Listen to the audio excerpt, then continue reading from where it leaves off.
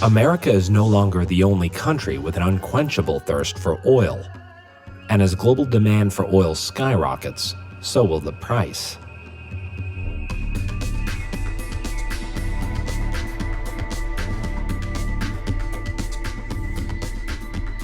I was here in '86. The very first morning I was in China, I saw a sea of thousands of bicycles. 7 o'clock in the morning, making their way down the main avenue, no cars.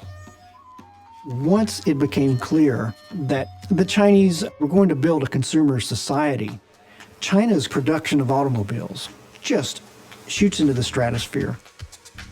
At the end of 2009, GM sold more cars here in China than it did in the United States. That was a real psychological wake-up call for General Motors.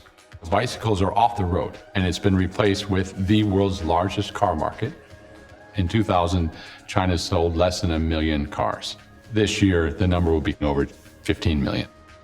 The most brands sold in any country in the world by far.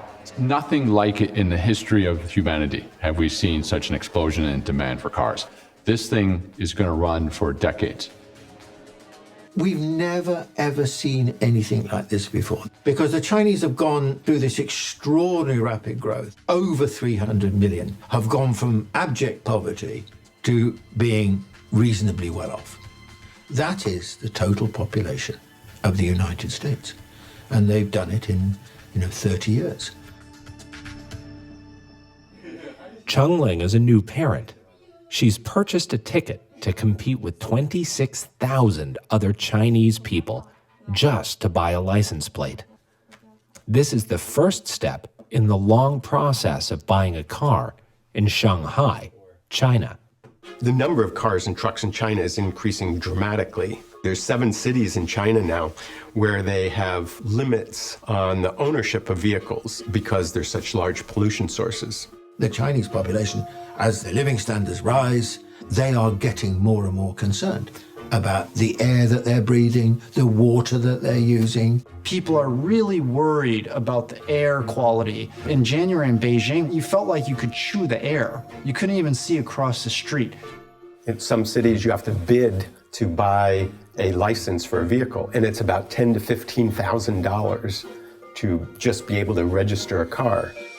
The auction will last for exactly 90 minutes.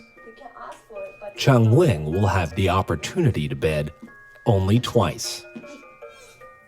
China's one-child policy created a higher ratio of men to women. Today in China, young women have a higher status, and they want cars.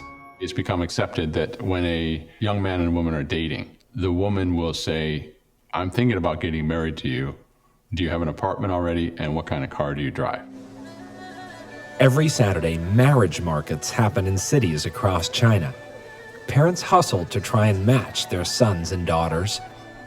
And those daughters prefer young men with cars. 比方说他是硕士从美国回来的，他收了在20-30万、40-50万，他要求对方有车有房，有的，这样的有。And what is your criteria for a potential husband?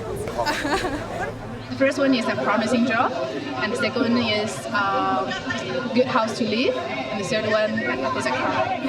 Someone nicknamed BMW as Be My Wife. So you've got a young population. If they're making around $10,000 a year, they start to think about buying a car. 我们两个都是上班的，靠赚工资来生活的，所以当然是经济实惠的最好。要是30万，我们也要攒好多年。That car really represents an important symbol of success in China today because it's part of that new Chinese dream. China will soon have more cars than the United States. In fact, the desire for new cars is so strong, Chinese people are willing to do whatever it takes to get into the driver's seat. 宝宝啊，出价，出价，又1个月工资没有了，6万了，7万了，8万3，对吧？已经8万0，8万1了，已经8万了，已经8万3了，哦。那快说，333470363，363，363，363， 3334770，三个三3470，确定。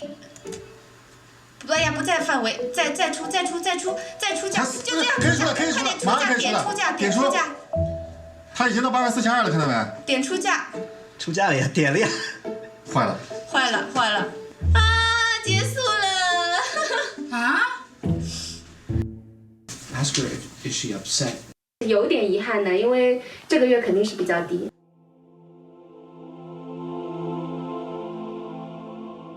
If China continues to follow in America's footsteps, the only limit to its growth may be the global oil supply. The Chinese are going to great efforts to secure future supplies of oil.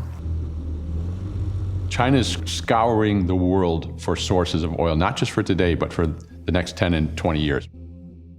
Now, even though they're making these investments, they're saying, according to our projections, that's still not enough. If we reach a point where oil becomes scarce or maybe not as plentiful, and we're all competing for that oil, then the people who get the oil out of the ground are going to be willing to sell it to whoever is willing to pay the most for that oil. Right now, China sits on the largest cash hoard of any country in the world.